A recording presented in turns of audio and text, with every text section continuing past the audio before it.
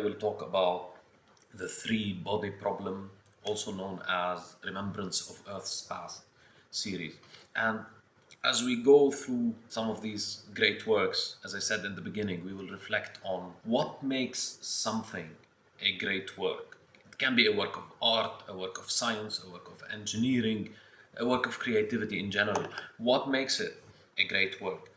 And we will also try to think about what can we learn from these great works. What can we learn about creativity, about work, about art in general by understanding these works? And I will start from the point of success. When we talk about great works, do we actually mean successful works? And what does success mean? Of course, success doesn't just mean popularity, right? There are many things that are popular and that you wouldn't judge to be great works. So, what does success mean? The three body problem or Remembrance of Earth's Past series, made up of these three books, is successful by many measures. So, when we talk about success, we can talk about popularity, so selling millions of copies worldwide. But we can talk about all these other dimensions too, which we will explore as we go. We can talk about critical acclaim. So there are these people who are professionals in a particular field, and their thoughts about what is great work matters somehow. This is reflected through awards, through ceremonies, etc. Another dimension is impact on culture. Every great work, every work of art has some impact on culture, and the scale of this impact on culture varies. So the extent of impact on culture, on specific cultures, is part of this understanding of the success of a great work. The three body problem was popular. Millions of copies sold, translated to more than 20 different languages, multiple awards in the science fiction field. But there are also these other components. So it raised the attention, raised the awareness, the global awareness of the scene of Chinese science fiction. So Liu's popularity, Cixin Liu, the author, has opened the door for the world to explore Chinese science fiction, which is quite rich. And I've been a fan of Ken Liu's, who translated this writings before even learning about the three body problem. So it opened the door for Chinese. It had a huge impact on culture. We're already starting to see some works. Netflix is doing a series on this. There was also a Chinese series around it, and so we are starting to see the impact on other works of art, right? Of this particular work. So it will be a very interesting discussion. Taking it further, what makes this particular series, Remembrance of Earth's Past, the three books, so amazing? Well, part of it is its richness, and another part is scope. And scope is spatial and temporal, in time and space. This series goes on for hundreds of years and throughout different planets and systems, even solar systems in the galaxy. And this expanding theater allows the author some freedom to explore different topics and fields. And so it is very rich in terms of its exploration of different cultural, artistic, economic, political, social themes. And they are done in such a way that with this huge scope, there is a lot of texture, a lot of detail, a lot of attention to the specifics that develops with this series. And I think all of these factors contribute to making the three body problem or Remembrance of Earth's Past a great work. And we will explore it in these next sections.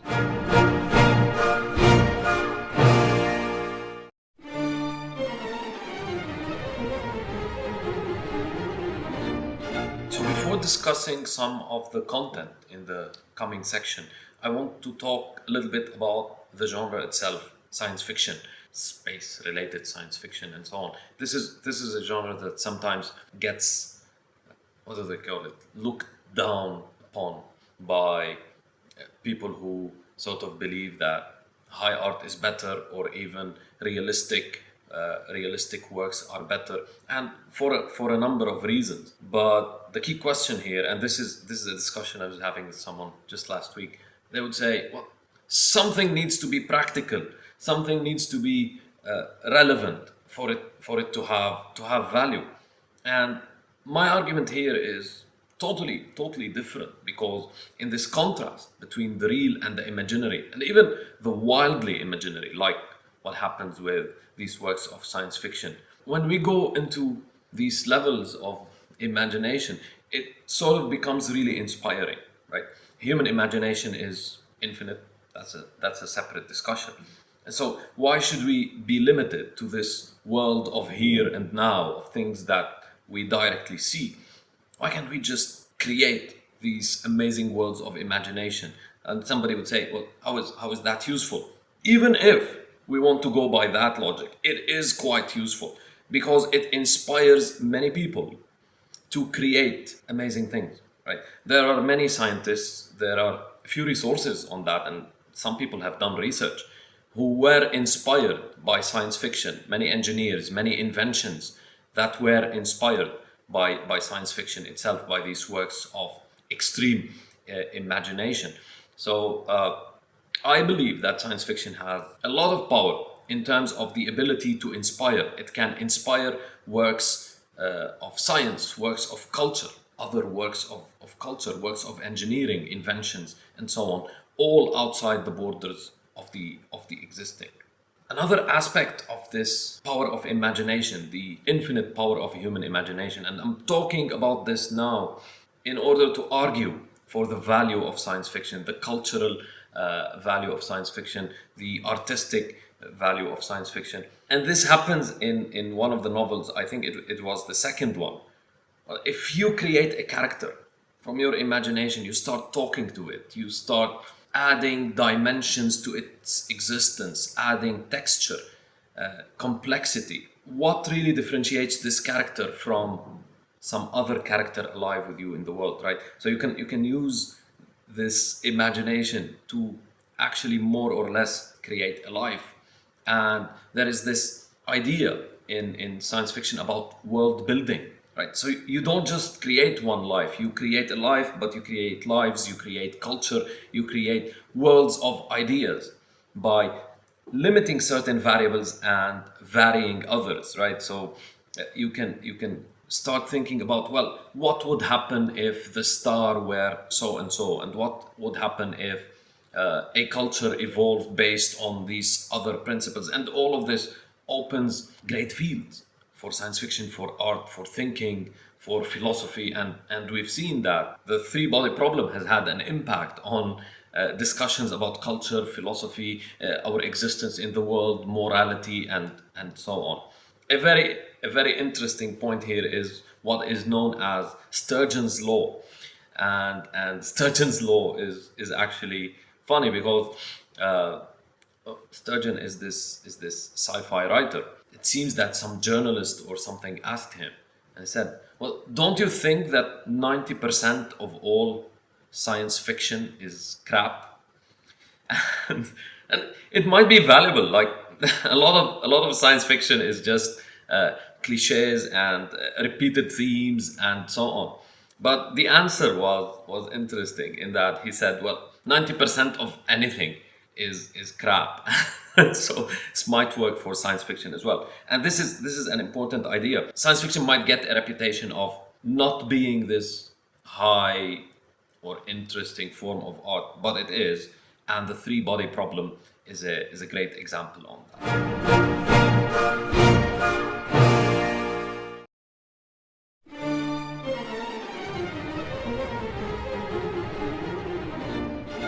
Okay, so I want to discuss a few 5 points related to the content of the three body problem of this series.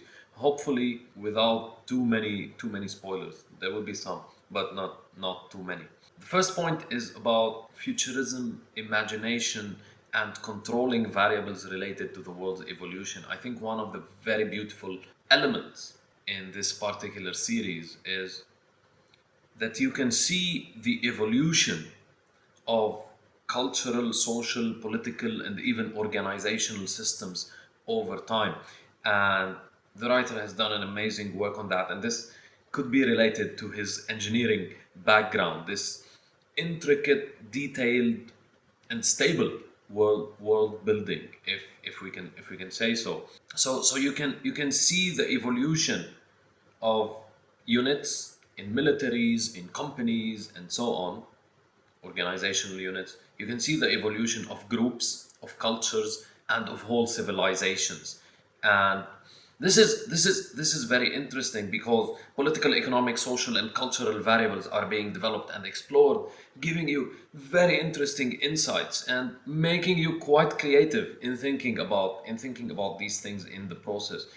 This happens in many of the great science fiction works in the Culture series by Ian Banks and the Hainish Cycle by Le Guin, and I'll probably talk about them sometime in the future. But the work in the three body problem is really up there at the top of some of these, compared to some of these best works that are very highly acclaimed.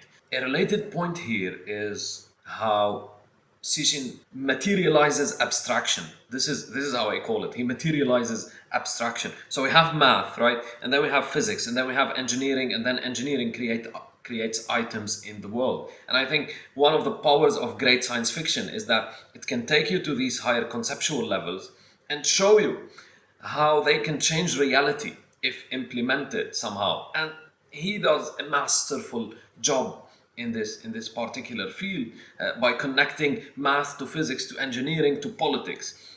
And so you have certain instances. I'm trying not to insert too many spoilers here, but you have certain instances where some theoretical concepts are applied in the real world, and you get to see what would happen if this something I know about was actually an object, right?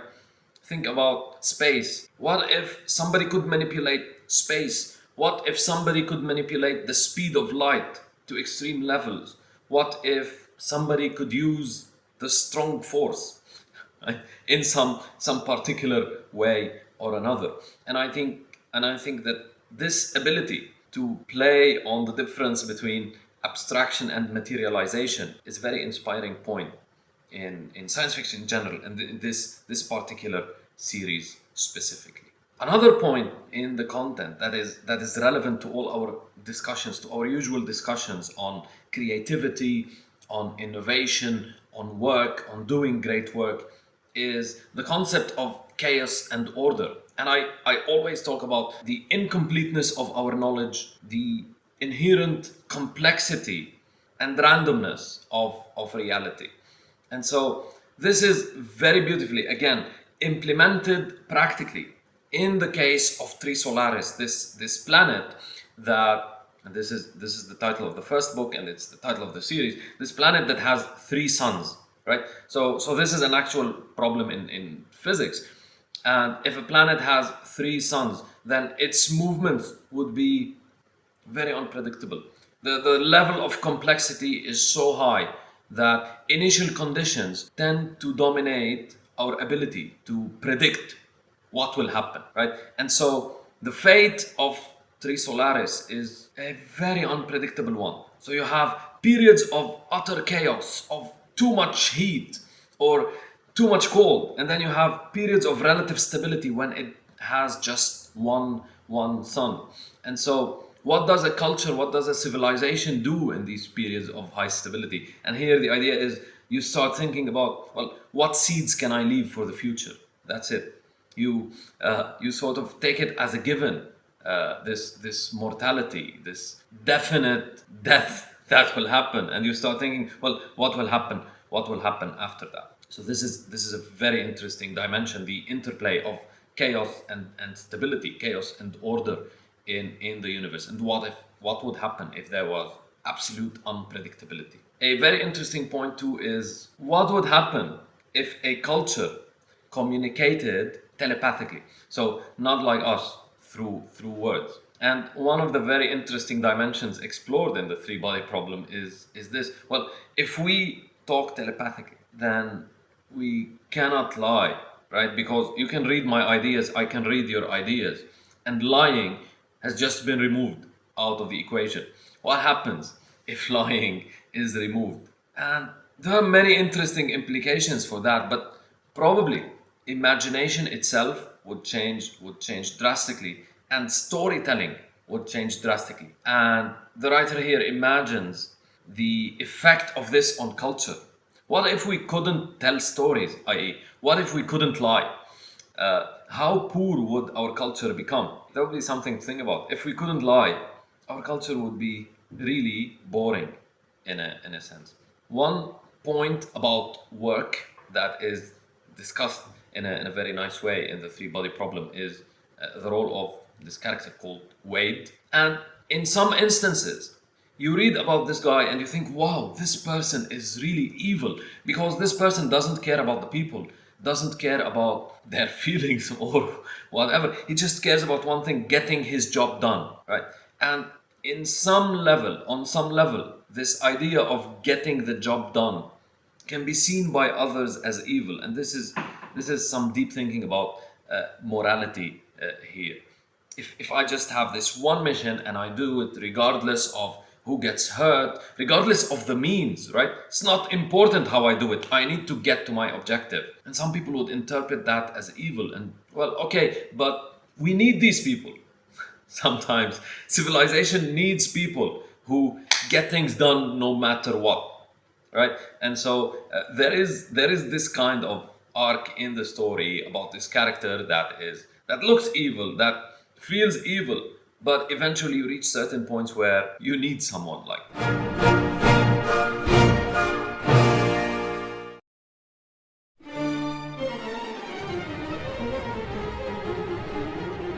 So the previous part was about the contents of the three body problem. In this section, I want to talk a little bit about the style and the structure, and some comments on the style and the structure, and how these relate to the ideas of creativity, innovation, and work that we are trying to explore by looking at these great works.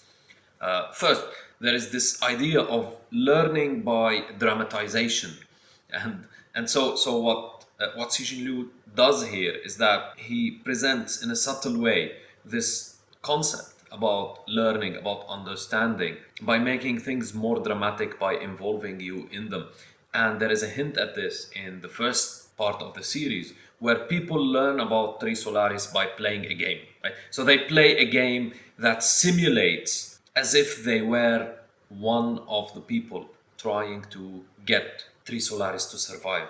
Right? And so by living this destiny, this difficult destiny of chaos that Tri Solaris has, people are introduced to the problem. And this keeps on going, directly and indirectly. So Cixin Liu teaches us about the Fermi paradox, for example, by making it a concrete force, a concrete idea that affects destinies, and you see it happening.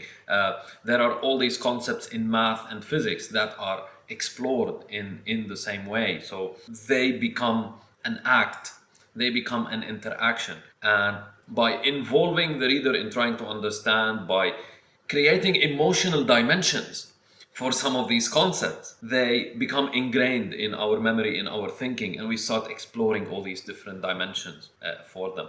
This takes me to the next point, which is the extreme richness of this series in terms of its.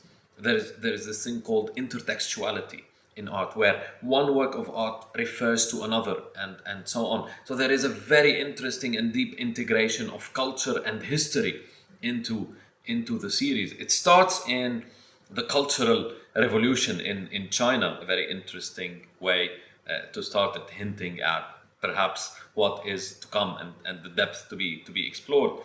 And it keeps on going, exploring history, cultural evolution, big ideas in art and in philosophy, and so on. In the course of this series, whole new sciences are invented and described. Cosmic sociology, I don't know, the ideology of militaries. There is a very intricate and beautiful description of all these things, and this enriches your thinking and your ideas. There are also very interesting references to existing works of art. He references one beautiful song that I immediately searched for when I finished the second book, and that was called Tonkaya Ryabina, a Russian folk song. He references a Van Gogh painting in such a beautiful description, where one of the characters starts seeing the reality as if it were like Starry Night. And there is this use of stories throughout the whole series in very beautiful ways as well. My last point on style and structure is about the endings. Now I had a note near each one of them.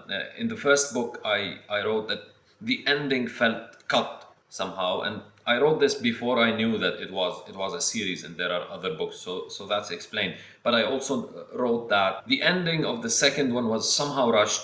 I felt it was somehow rushed, and this is because Cixin Liu raises our expectations so much during the development that you kind of feel a little bit let down when the ending isn't that explosive. And a similar thing happened in the third book, where I wrote, I expected something more philosophical and more imaginative at the end, right? Because it was so amazing, the things he did in the middle. Now this is very subjective. This is very personal, and I'm not criticizing in any sort of way. This series is really beautiful. I highly recommend it, and as I said, it is up there with the best in the genre, with Le Guin, with Tolkien, Herbert, albeit in a very distinctive style, as they all do.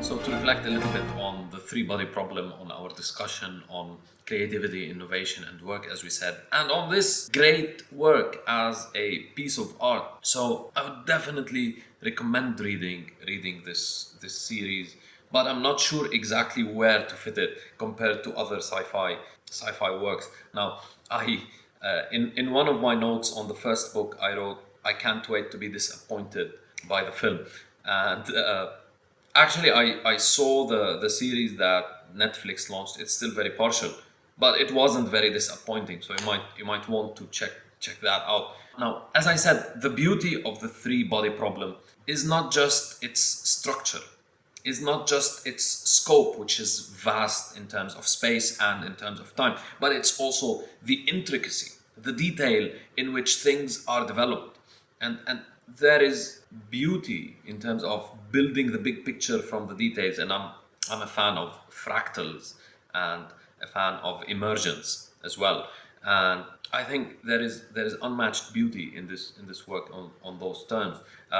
Also, how, as I mentioned, how events are grounded in science, and there is always some cultural or scientific discussion lying at the heart of a certain sequence of events that are developed, and there is a very beautiful integration of different elements, different factors into achieving things. And this takes me to the next point, which is Cixin Liu as an engineer.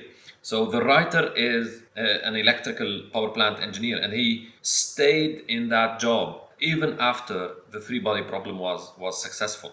And this is very interesting. I had a literature professor who used to say, I love having engineering students because you can look at the essay and you can see the structure, you can see the parts. I'm not saying engineers are smarter or whatever.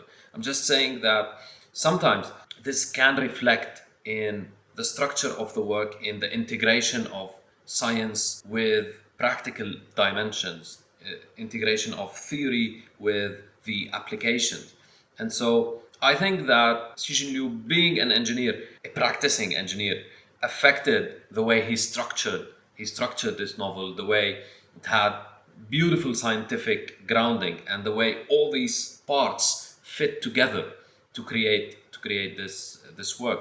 We don't have enough engineers working in art. So as I said, I totally recommend this series. You can look at the Netflix one, but it is one of the great works of science fiction, of fantasy, and it is evidence that science fiction and fantasy can be great in terms of their not only artistic value, but also practical value in terms of inspiring learning, and creating, innovating in general. And this can be applied in so many different fields.